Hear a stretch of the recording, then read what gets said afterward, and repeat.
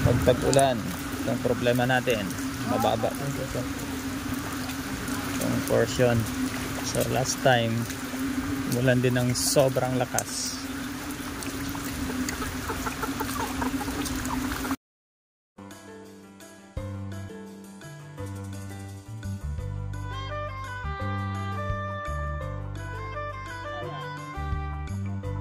So what is up mga kamanok? Alright, so for today's vlog, so dito tayo sa aming breeder house ngayon. And so last week gumawa kami ng drainage dito, yung kanal. Ayan o.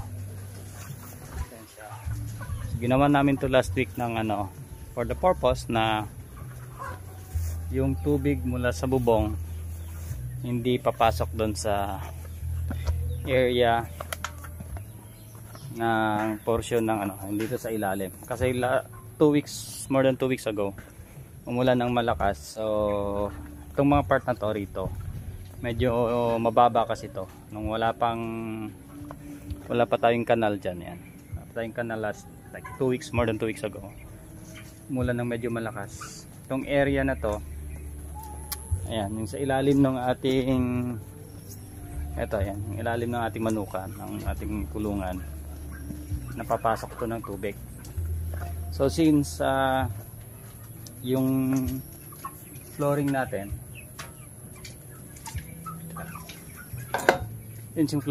ay palatag lang, yan, so mababasa siya. Now so para hindi siya mabasa, ayan, gumawa nga tayo ng kanal. So mula dun sa taas sa brooder house natin papunta dito, kasama na sa breeder house, gumawa tayo ng kanal. So but unexpectedly kahapon guys, umulan ng napakalakas dito sa amin, around 3 PM hanggang 5, as in super lakas. Hindi man ito yung problema natin ngayon. Oo, ito nakikita nating problema. Oo. Oo. Kaya abiro tubig abi nga halin di kato kanday ko na iya gasulod. Oo, tanan doon iya gidan. Tambalon na di kato mataas-taas di kato, rutubi nanday kuan iya gasulod kato kakon. Ay kato abi kita kay na dalo man tubig kato iya tanan nga ron. So gumawa kami ng kanal na dito, but oo, ito yung problema namin ngayon.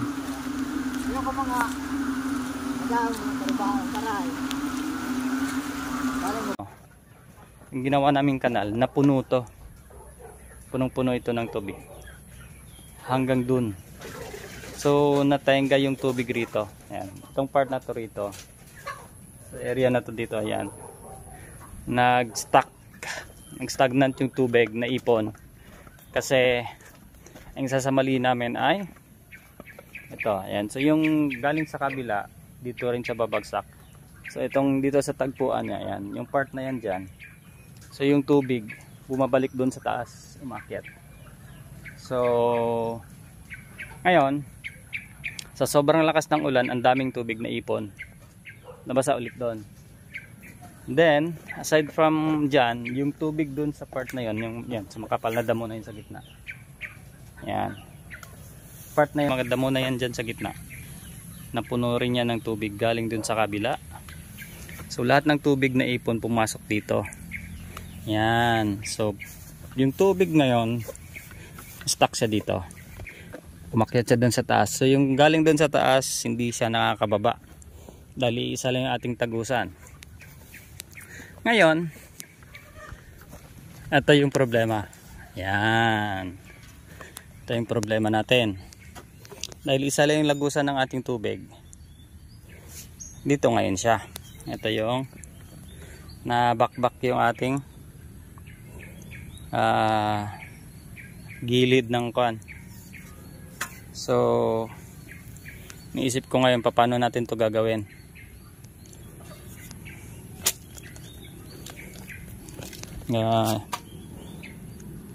lalim nito. Ayan, yan yung gagawin natin. Alam ko paano gagawin dito. Iniisip kong lalagyan ko to uli ng ano, ng kawayan tong part na to. So since may mga dulo tayo ng kawayan dito para hindi siya matuluyang mabakbak, haharangan natin yan ng ano, ng kawayan. And isa pang option ko is yung part na doon sa kabila. Maglalagay ako ng isang exit pa doon. Exit pa ng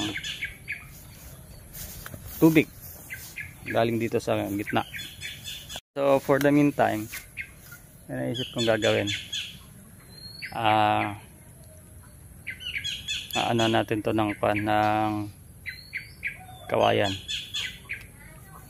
Good thing guys, marami tayong naipon na mga ano dito, yung mga dulo ng kawayan. So yun ano natin, nilera natin. Ito yung nabakbak nung malakas ang ulan ng 2 days ago. Ano, kailangan natin i-ano to baka malaki yung kunin.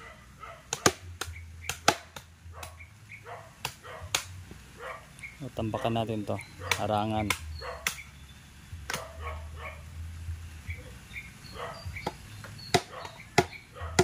So yan, gumawa rin tayo ng isang exit point dito para yung dito sa kabilang side na tubig.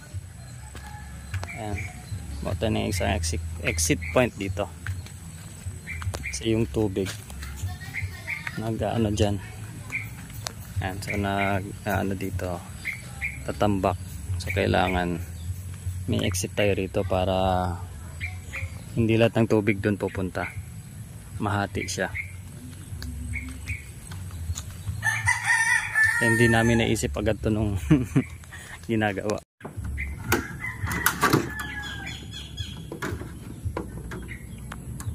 So, balikan kalupa, piyak.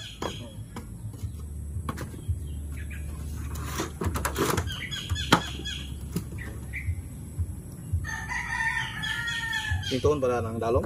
Oo. Alright, so ito ang ginawa namin. Yan. So binalik namin yung lupa rito. Kami ng kuan para hindi na bumigay yung kuan. Ayan, buti may mga lumang yero dito. So yan ang ginawa.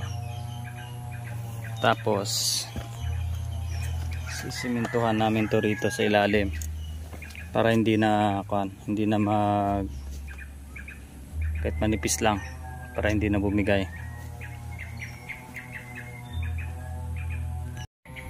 Ano ko ganit na hindi mo mapilit yun, ambon ulit.